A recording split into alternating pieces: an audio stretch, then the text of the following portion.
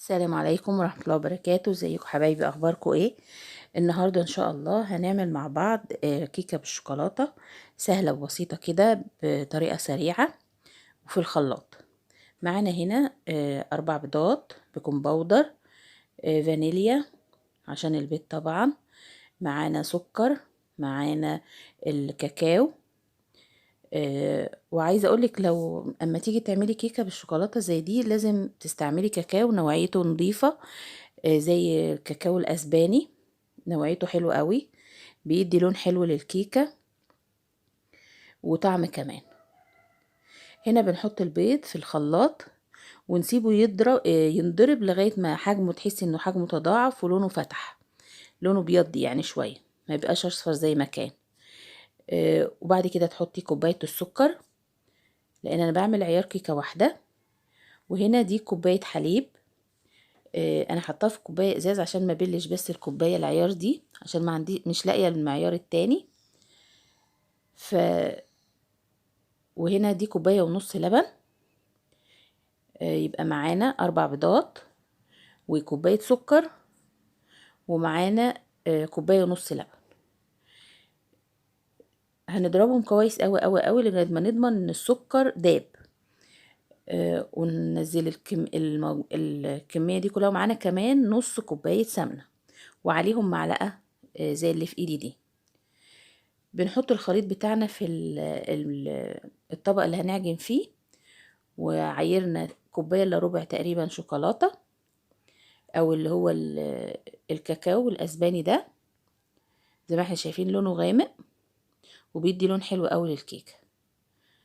هنقلب كده بالسباتيولا بحاجه بسيطه عشان نعرف نحط عليهم الدقيق.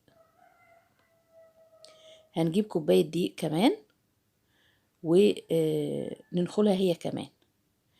نخل الكاكاو والدقيق بيخلي الكيكة لما تيجي تحطيها في الفرن تنفش وتبقى طرية وحلوة، ما بيعجنش، ما بيخليش الكيكة مكتومة، بيخليها تحسيه مساماتها واسعة كده وحلو. هنا اهو ادي كوباية الدقيق، مش لازم تبقى مليانة قوي، انا ما بحبش احط الكوبايتين مليانين قوي في الكيكة. زي ما احنا شايفين اهو نخلناهم، وهنحط كمان كيس ونص الكيس التاني بيكنج باودر. اي نوع انت بتحبيه، مش شرط نوع معين، اللي انت بتحبيه ومتعوده بتحسه ان هو بيعمل مفعول كويس معاكي استعمليه. قلبناهم كده عشان لما نعمل بالمضرب الدقيق ما يطرش ويبهدل الدنيا. هنضربهم كويس لغايه ما نحس ان الخليط كله اندمج مع بعضه، مفيش حاجات بيضه وحاجات بني، كله بقى لون واحد ومتجانس مع بعضه. وبعد كده نجيب الصينية زي اي كيكة وندهنها سمنة ونحط عليها شوية، المفروض في الكيكة العادية بنحط دقيق، لكن الكيكة اللي بالشوكولاتة ما تحطيش دقيق، حطي كاكاو عندك برضو، نفس النوع اللي عندك او اي نوع تاني لو في ارخص شوية وعندك منه حطيه. هنا اهو الصينية فيها سمنة ونحط كاكاو. ليه بقى بنحط كاكاو؟ عشان تبقى الكيكة من كل ناحية لونها واحد. لو حطيت دقيق هيبقى ناحية لونها أبيض وناحية لونها بني، فهتدي منظر مش حلو. زي ما هنشوف دلوقتي الكيكة طالعة معانا لونها من فوق زي من تحت كله نفس اللون.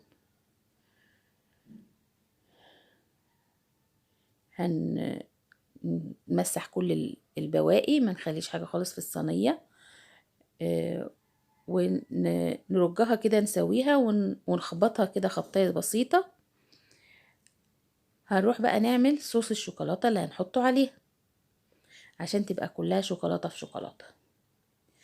بناخد نص كوباية زي ما احنا شايفين كده كاكاو، بس يستحسن ما تعملي تحطي الحليب الأول، وكوباية حليب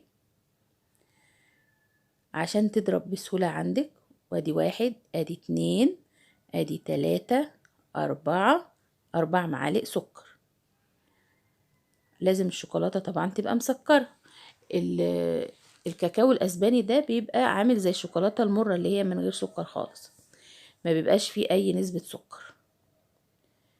وهنا يا دوبك معلقة او معلقتين زيت بالعدد، ما بنحطش العيار ده كله. ونضربهم كويس لغايه ما يعمل خليط حلو متجانس. وهنبص نلاقيه تحسي ان هو ايه تقيل شويه. هنحطه في السلطانيه بتاعتنا دي ونحطه في التلاجة شويه لغايه ما الكيكه تكمل سواها. شايفين سمكه عامل ازاي؟ هيتقل لما نحطه في التلاجة كمان عن كده. ونروح نشوف الكيكه بتاعتنا بقى اخبارها ايه. اهي خلصت. شايفين لونها عامل ازاي ومستويه وحلوه. نقلبها في الصينيه، ما لزقتش لان دهنين الصينيه كويس. شايفين لونها من تحت عامل ازاي؟ تحفه. وسمكها حلو وطريه جدا كانها كيكه اسفنجيه بالظبط. هنخرمها كده بالعصايه دي اللي هي اللي بنعمل بيها الكفته والحاجات دي. شايفين الخليط تخن زاد ازاي؟ تخن كمان لما اتحط في التلاجة بيتقل شويه كمان. هنحط الكميه كلها على الكيكه ونفردها بقى اهو.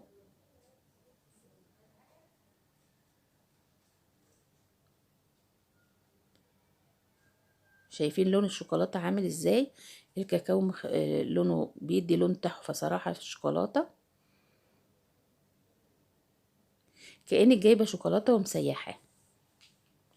ممكن بدل الزيت اللي احنا حطيناه ممكن تحطي قطعه زبده لو عندك.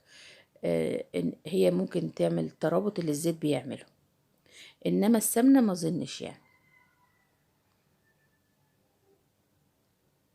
ولو على الطعم نقطه الزيت او معلقه الزيت اللي احنا حطيناها ما بتعملش طعم وحش، بالعكس الشوكولاته طعمها تحفه. لو جربتيها مش هتندمي يعني. اهو شايفين المنظر بقى حلو ازاي؟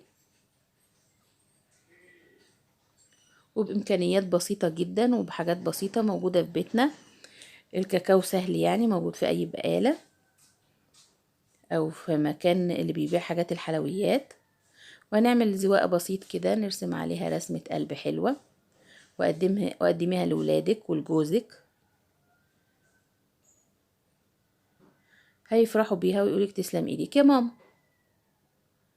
اتمنى تكون الوصفه عجبتكم واتمنى تكون القناه بتعجبكم، ويا ريت تدوسوا لايك على الفيديو وتكتبوا لي تعليقات حلوه.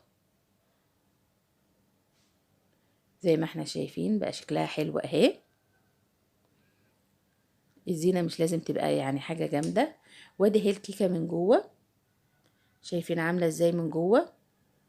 الاخرام اللي احنا عملناها بتخلي الصوص ينزل لجوه الكيكه تشربه. فتبصي تلاقيها شوفي عامله ازاي وانتي بتاكليها تحسي انها دايبه في الشوكولاته. سلام.